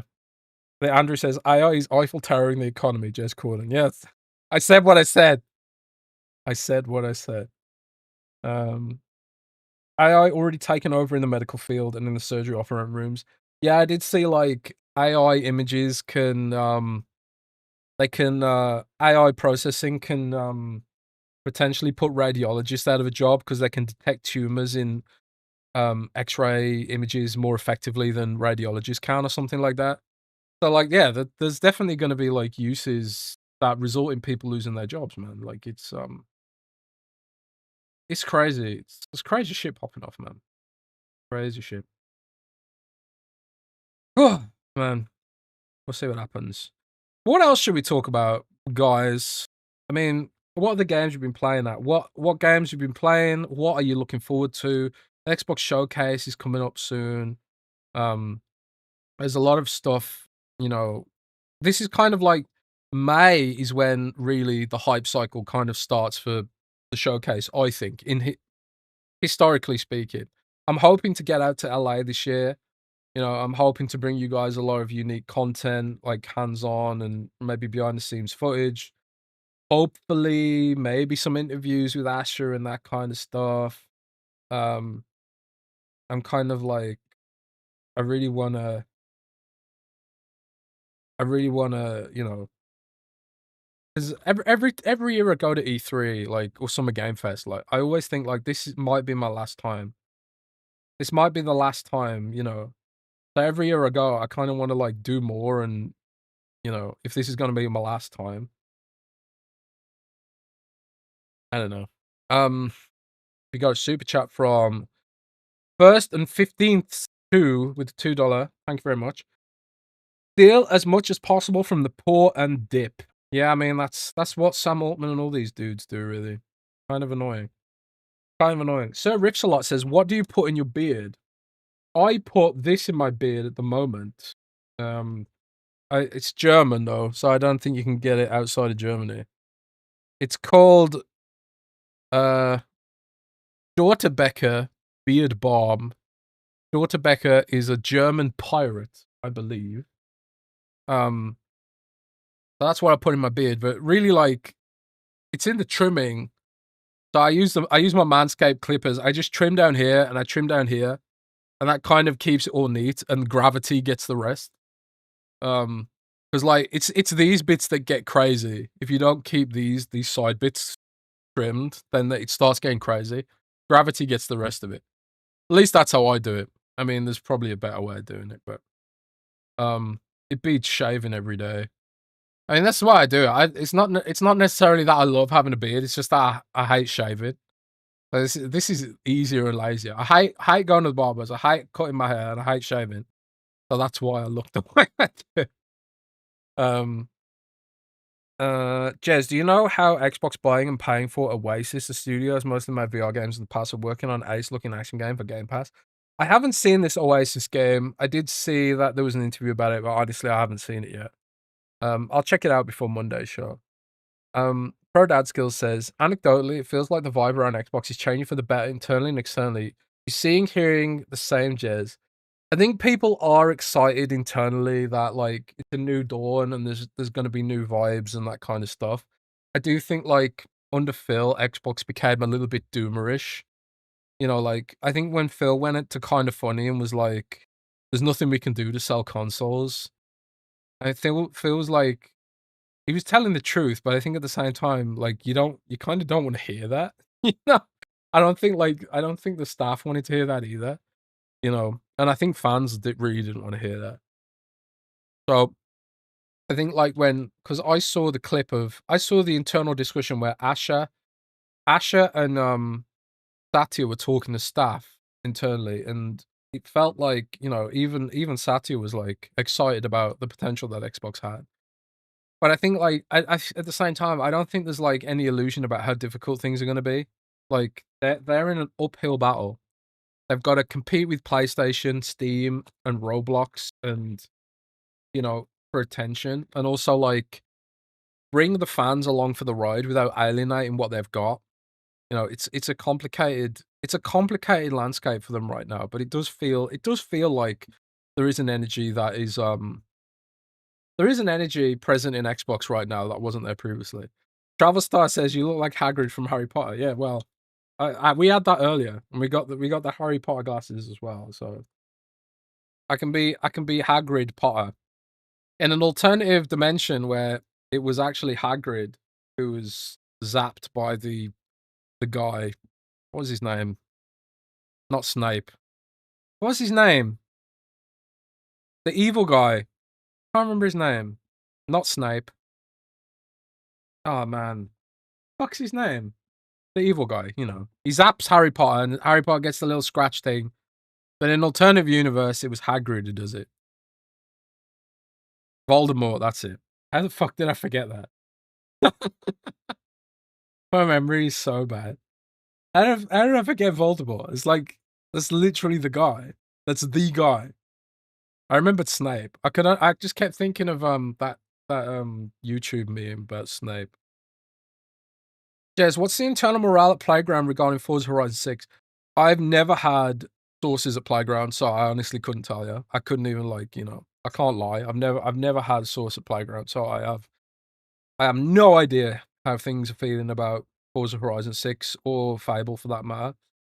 But one thing I have been looking into actually is a bit of the Halo Studio stuff.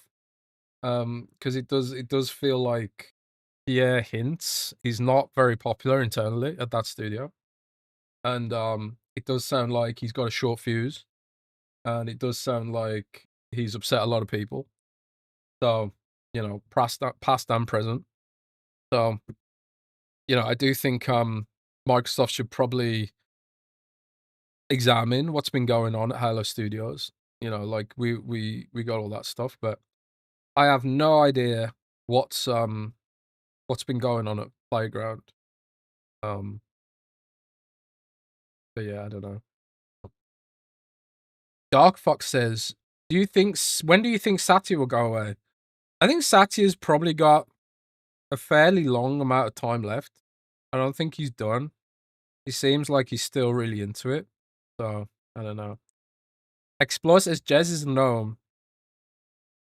I'll allow it. I used to play a gnome in World of Warcraft actually for a little bit. I used to play a gnome. Legal Dad says fat Gandalf. That's brilliant. You guys see the new Lord of the Rings trailer?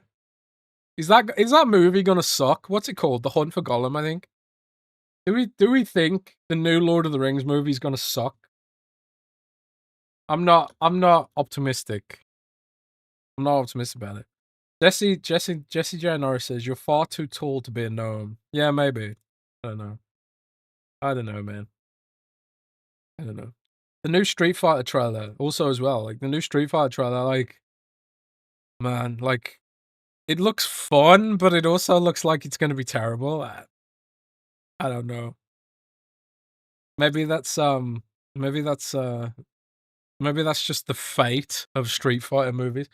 Although, having said this, like the Street Fighter anime, like I don't know if you guys saw the Street Fighter anime in the Street Fighter anime movie from the 90s. That is one of the best anime movies I've ever seen, man. If you haven't seen that OG Street Fighter anime, amazing. The movie, so good. So good. Just feels a bit short is all.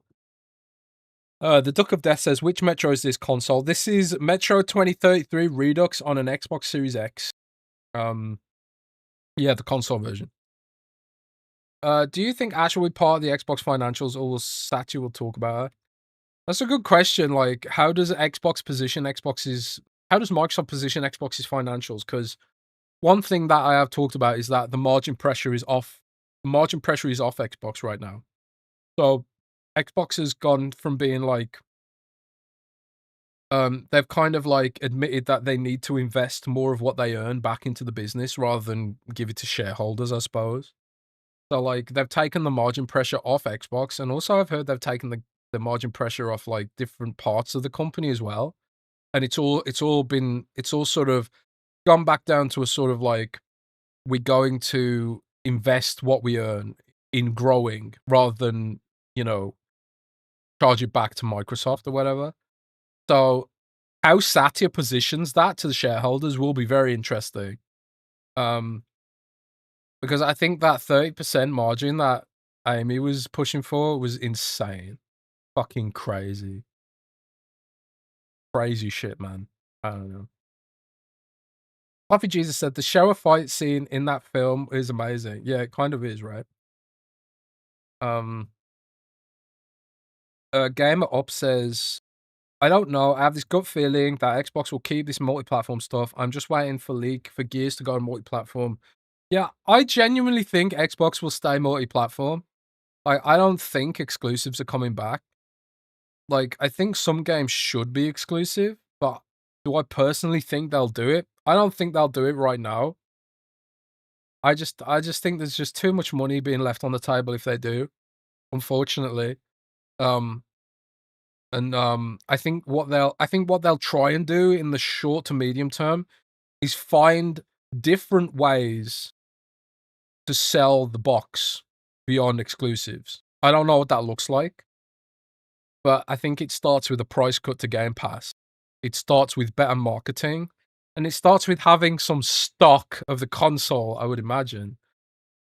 But I don't think exclusives wholesale will come back, personally. But I could be wrong. I could be wrong. I don't know what Ash is thinking.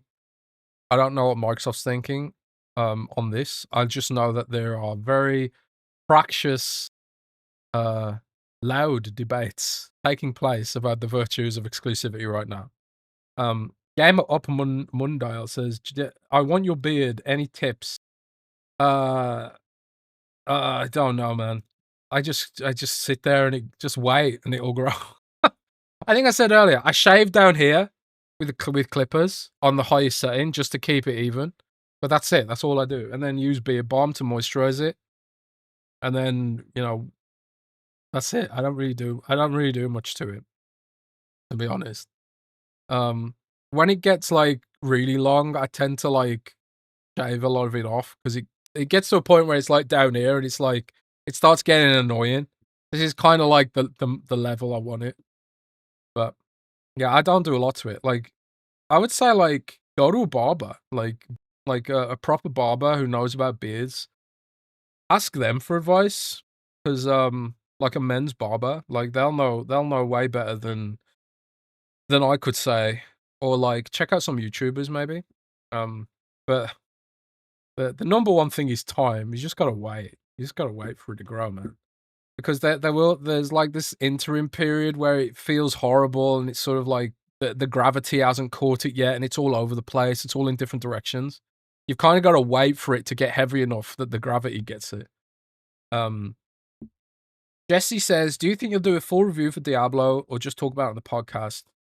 I've got mine done. I'm glad we can say we have it now. Oh, we can say we have it now. Good. Yeah, I'm doing a full review of it. When's the embargo for that? Am I late? Because I haven't finished it yet. But yeah, I'm planning to do a full review of it, but I haven't even started writing it yet. So that's pretty bad. Yeah, I don't know. But I am looking forward to it, man. I just hate that we lose our characters in the review period. It's really annoying. Tuesday at 5 p.m. Right. Thanks for that, Jesse. I will get that done before then, hopefully this weekend then. Yeah. Dark Fox says if the box has various stores, that's a good start. Yeah, I mean, one of the big issues with Xbox has been like there's just been no stock of it. There's just been no stock of it. Like, how are you gonna sell the box if there's no stock and there's no marketing? And also you have no like retail representation to like educate the staff on what it is and what it's good for. Like Xbox's like whole retail strategy is something that has sort of been overlooked as a big issue, I think, for Microsoft and Xbox. Microsoft is like historically bad at selling products in stores, you know, like whether it's Xbox or Surface or anything else. They're historically bad at it compared to other companies like an Apple, you know. Apple's probably the best at it, you know, if we're going by those metrics. But like Xbox could do a lot better here. And I think that's something Ash is gonna have to sort through. And it's something that like it's something that I suppose we'll have to something Asher will have to deal with. Like Asher's laundry list of things she's got to fix has got to be huge. Like there's so much stuff that needs to be fixed. Like she talked in the memo about the back end and the systems and the code bases they've got going on. That needs to be fixed. The retail distribution stuff needs to be fixed. The marketing needs to be fixed. The marketing's been bad for ages. Like the games are launching at a good cadence now, but the marketing for the games hasn't been great. And also like, you know, the whole exclusives issue, like the fans feel alienated and that they were sold a vision of a product that no longer exists. And like how do you sell a console without exclusive content? Like how do you do that? Like I have no idea. If I knew, I'd probably have a better job, but I have no idea how you expect to sell this without some kind of exclusive stuff, you know, personally. So like, can you have your cake and eat it? Can you go both ways and have like, we'll be a publisher, but we'll also sell hardware as well? Can you do that? Is that even possible? Has any company ever really done that? Like, Steam has a Steam Deck, but you know, it's not like they're selling huge numbers of it. It's not like it's a challenger to the Nintendo Switch, is it? So like, how do you do all this stuff? Like, these are all things that she's gonna have to figure out. You know, it's crazy, man. It's crazy. So, guys, as we get to the 2-hour mark, drop me some final questions, or talking points you wanna discuss, and then we'll get on out of it. That's not an apt comparison, Jez.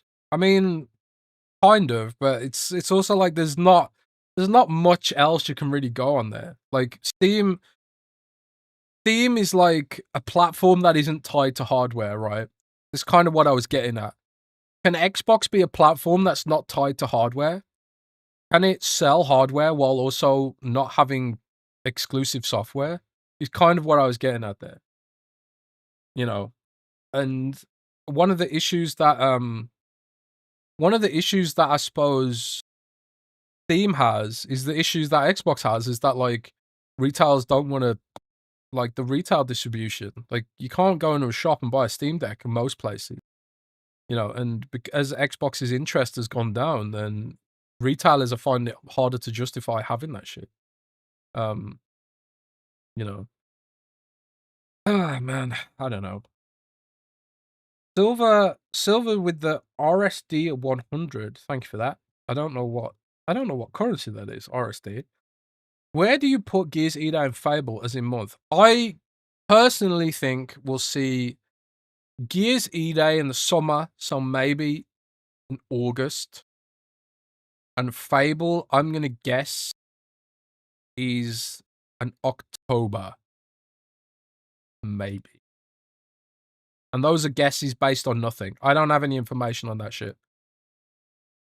Those are guesses based on absolutely nothing. Um. So, what else do we have?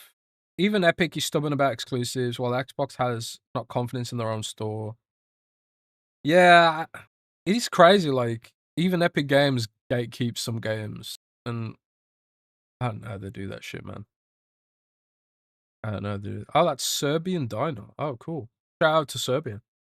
Yeah.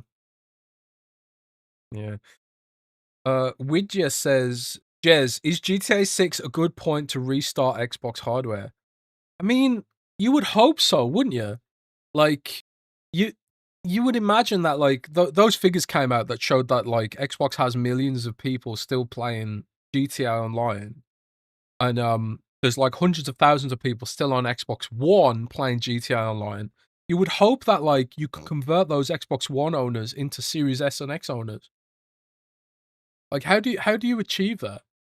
You know, like, what is, you kind of, like, you need some kind of marketing, you need some stock, you need some visibility on the Xbox version of GTA, and, like, do we think Sony's gonna buy up that marketing and preclude Xbox from the conversation entirely? You know? And did the previous regime, like, under Phil, did they just really screw up there and just think, like, "Well, GTA is not gonna move the needle, so, like, why even bother? Why even try? And will Asher give it a go?" You know? I don't know. You would think that GTA is hopefully something that moves the needle. Because every gamer on Earth's gonna wanna play that at some point, I would have thought. Whether either they're waiting out for PC or they're gonna pick up a console for the first time, or they're gonna play it on a console that even exists. Dark Fox says, "How about a 50% price drop when GTA 6 drops?" I mean, if they're gonna subsidize it, I mean, that's the strategy, right? Like, have a big sale on Xbox hardware, like, and then make the money back on locking those users in. You would think that'd be a smart play, right? But about whether they think it's a smart player.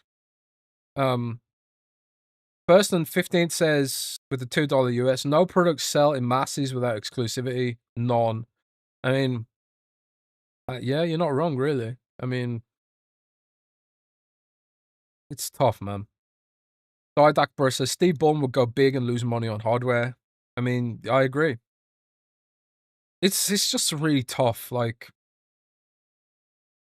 I mean, I appreciate the situation they're in. You know, like, do we, like, burn money and then end up, and it ends up being a waste? It's a risk, right? If you subsidize the hardware and, like, it doesn't help, it's kind of a risk. Like, I suppose the play would be, like, we subsidize the hardware and then those users get locked into the ecosystem and then they spend more money and then it offsets the loss we make on hardware. But I don't know if it works. I don't know if it works. The risk.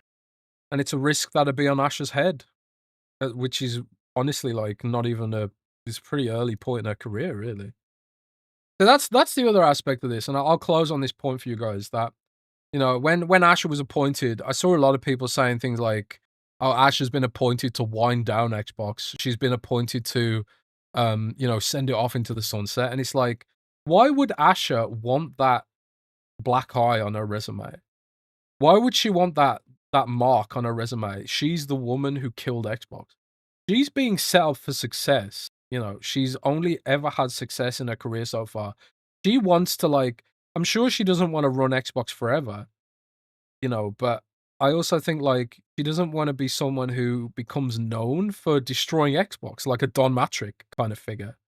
Oh, you're the person that destroyed the fun of millions of people. She doesn't want to be known like that. She wants to be known as someone who makes Xbox succeed and brings it back from the brink. Can you imagine, like, if Asher succeeds in making Xbox competitive again? What that would do for a career? Like, it's a golden ticket. Like, fixing Xbox is a golden ticket potentially. So, um, yeah, I've got a ton of confidence in Asher as a person. For me, the reservations revolve around the industry overall, the wider macroeconomic challenges, which you can't ignore. The silicon stuff, the AI stuff, all that hype. You can't ignore any of that.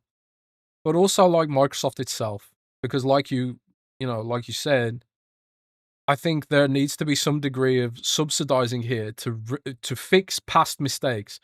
You've got to fix past mistakes, and to do that, you need to invest.